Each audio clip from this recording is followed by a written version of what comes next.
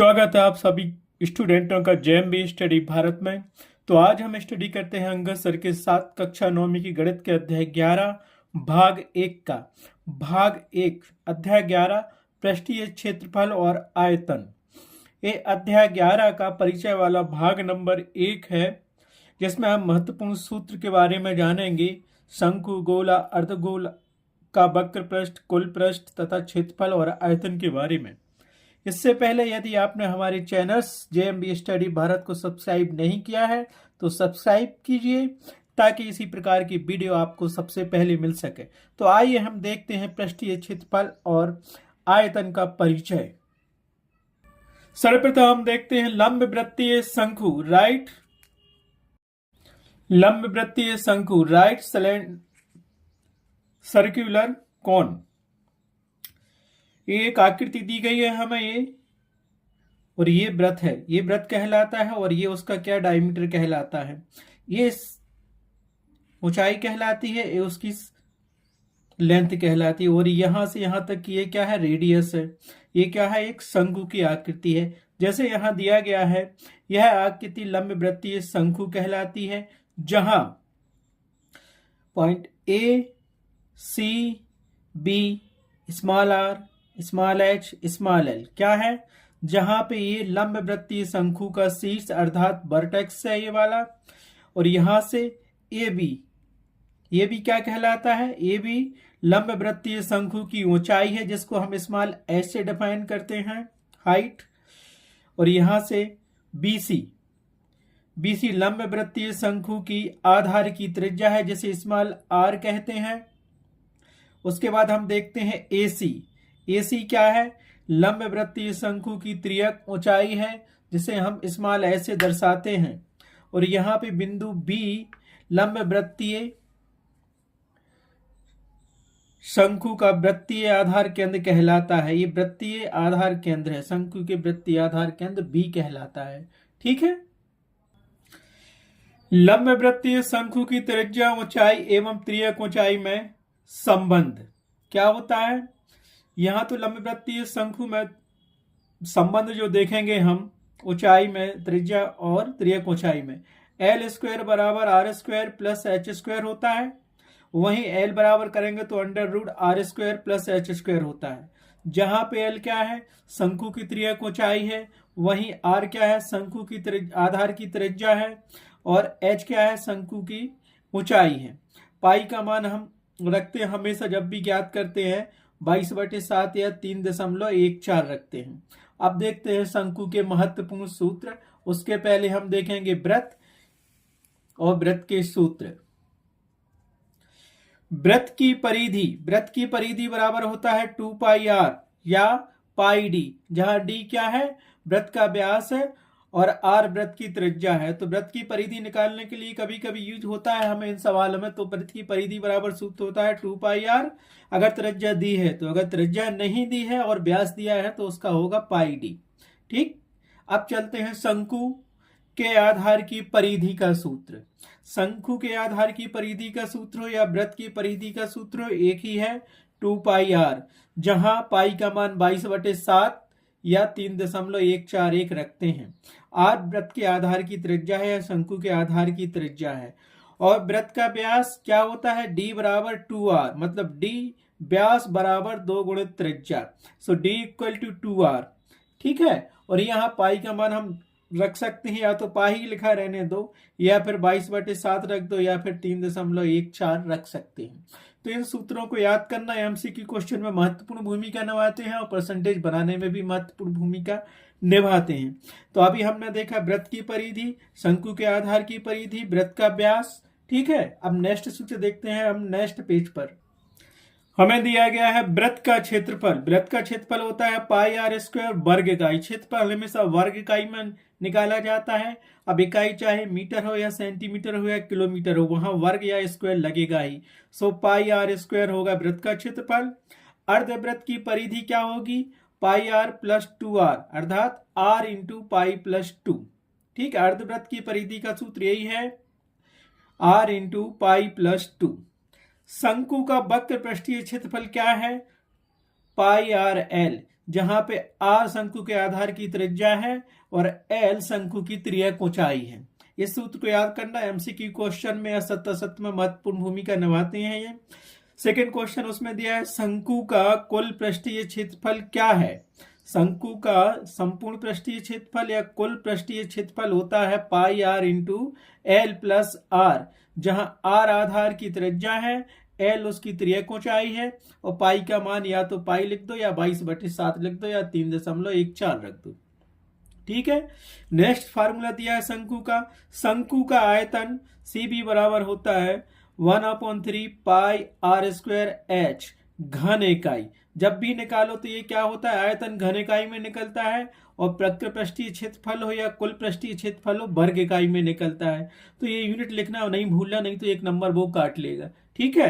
तो शंकु का आयतन घन इकाई में निकलेगा। ठीक, क्या है शंकु का आयतन 1/3 पाई आर स्क्वायर एच घन इकाई।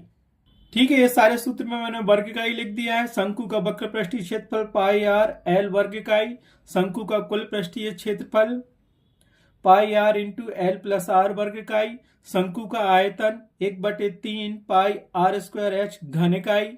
अब चलते हैं गोले पर। गोले किसे कहते हैं, तो गोला को इंग्लिश में स्फेयर कहते हैं।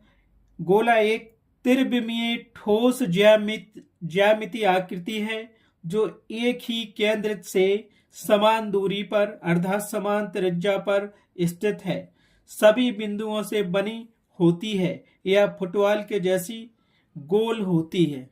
ठीक है। तो हम पढ़ेंगे यहां गोले के सूत्र, फार्मूला ऑफ स्फीयर्स दिया है। त्रिज्या आर तथा व्यास डी में संबंध आर बराबर d/2 अर्थात d बराबर 2r होता है, व्यास बराबर होता है 2 गुणित त्रिज्या। ठीक है।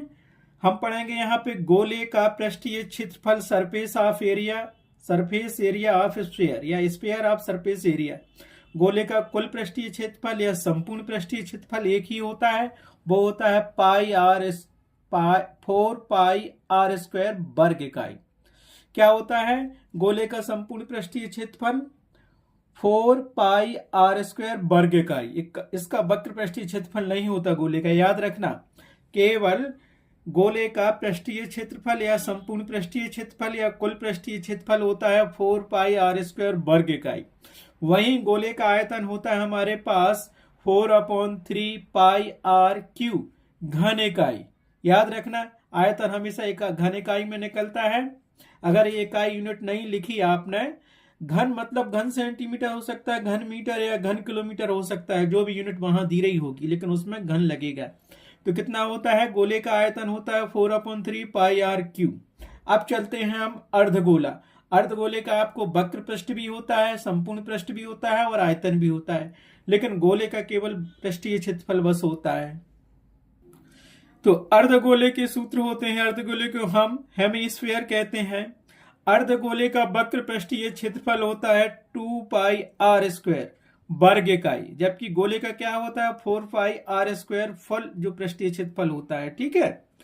अर्धगोले का वक्रीय पृष्ठ होता है 2 पाई आर स्क्वायर वर्ग इकाई। अर्धगोले का कुल पृष्ठीय क्षेत्रफल या संपूर्ण पृष्ठीय क्षेत्रफल होता है 3 पाई आर स्क्वायर वर्ग इकाई। वहीं अर्धगोले का आयतन हमारे पास होता है 2/3 पाई आर क्यू घन इकाई। और इससे कंपेयर करें तो गोले का संपूर्ण पृष्ठीय क्षेत्रफल होता है 4 पाई आर स्क्वायर वर्ग इकाई, और वहीं गोले का आयतन होता है 4/3 पाई आर क्यू घन इकाई। याद रखना, अर्धगोला और गोले का वक्र पृष्ठीय क्षेत्रफल केवल अर्धगोले का होता है जो 2 पाई आर स्क्वायर वर्ग इकाई होता है। ठीक है। अब चलते हैं कुछ और शेप के फार्मूले जो इस अध्याय में हमें सवाल या प्रश्न को हल करने में हमारी महत्वपूर्ण भूमिका निभाएंगे। ये दिया है घन क्यू। ये घन बना हुआ है हमारे पास। घन की प्रत्येक भुजा की लंबाई, चौड़ाई, ऊंचाई ए होती है, लंबाई भी ए होती है और चौड़ाई भी या मोटाई भी ए होती है। ठीक है। प्रत्येक भुजा क्या होती है, घन की समान होती है। तो घन का वक्र पृष्ठीय क्षेत्रफल 4a स्क्वायर वर्ग इकाई होता है, वहीं घन का कुल पृष्ठीय क्षेत्रफल 6a स्क्वायर वर्ग इकाई होता है। ठीक है। वहीं घन का आयतन भी बराबर a क्यूब घन इकाई होता है, जहां पर ये घन की प्रत्येक भुजा की लंबाई है। अब हम देखते हैं नेक्स्ट शेप पर क्या है जो शेप? घनाभ। घनाभ को क्यूबाइड कहते हैं। ये बनता है, ये घनाभ की ऊंचाई होती है, ये घनाभ की लंबाई होती है और ये घनाभ की चौड़ाई या मोटाई कहलाती है। ठीक है। घनाभ का वक्र पृष्ठीय क्षेत्रफल होता है 2h into L plus B. घनाभ का कुल पृष्ठीय क्षेत्रफल या संपूर्ण पृष्ठीय क्षेत्रफल होता है 2 into l b plus b h plus h l वर्ग इकाई। वहीं पे घनाभ का आयतन होता है हमारे पास L गुणित B गुणित H घन इकाई, जहां पर L घनाभ की लंबाई होती है, B घनाभ की चौड़ाई होती है या मोटाई होती है और H घनाभ की ऊंचाई होती है। ठीक है। अब हम देखते हैं एक दूसरे शेप पर बेलन, जिसको सिलेंडर कहते हैं हम। बेलन का वक्र पृष्ठीय क्षेत्रफल होता है 2 पाई आर एच वर्ग इकाई। बेलन का संपूर्ण पृष्ठीय क्षेत्रफल या कुल पृष्ठीय क्षेत्रफल होता है 2 पाई आर एच प्लस आर वर्ग इकाई और बेलन का आयतन होता है पाई आर स्क्वायर एच घन इकाई, जहां पर आर बेलन के आधार की त्रिज्या होती है और एच बेलन की ऊंचाई होती है। ये आपको सिलेंडर बना हुआ है, यहां से यहां तक ये क्या होती है? बेलन के आधार की त्रिज्या, और यहां केंद्र से लेकर यहां तक क्या होती है? ये ऊंचाई होती है बेलन की, और ये तो हमारे पास वृत्त है।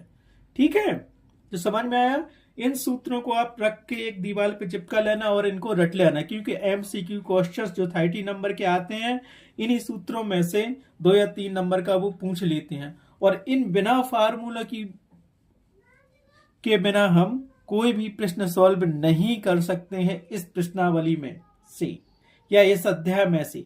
इसलिए इन सूत्रों की महत्वपूर्ण भूमिका है। ये हमारा इंट्रोडक्शन वीडियो था पृष्ठीय क्षेत्रफल और आयतन का। इन सूत्रों को घोंट के पी जाना, क्लास 10th में भी ये फार्मूले लगते हैं। ठीक है, तो आज के वीडियो में बस इतना ही। नेक्स्ट वीडियो में हम देखेंगे प्रश्नावली 11.1 के कुछ क्वेश्चंस जो महत्वपूर्ण क्वेश्चन है और सभी क्वेश्चनों को देखेंगे। ठीक है, thanks for watching my video.